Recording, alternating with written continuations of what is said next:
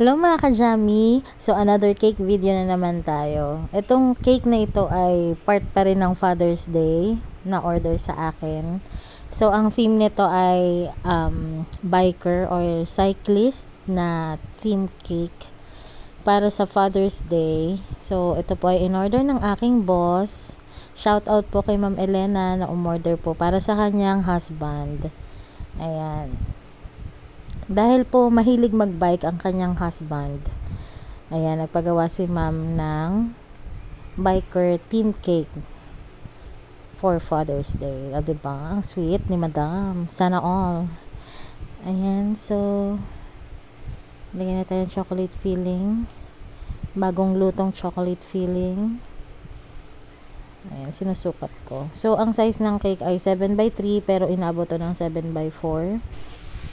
And then mga ka-Jammy, meron nangyaring hindi inaasahan.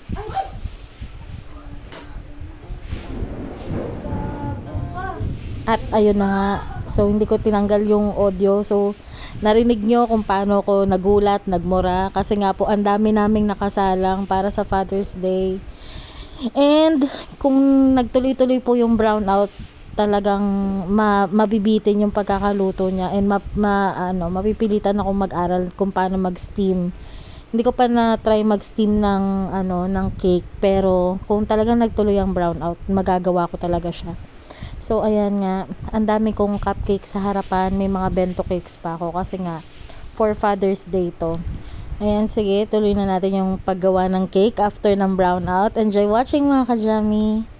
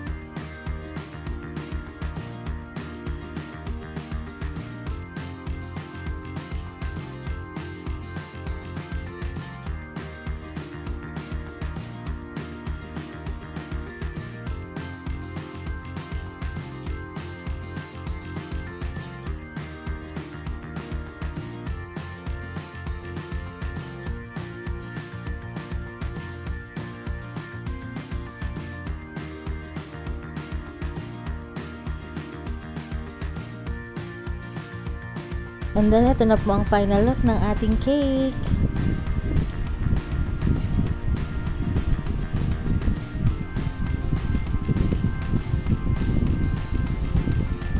Delivery time na. Thank you for watching mga ka-Jammy. So, follow me for more cake videos. Bye-bye!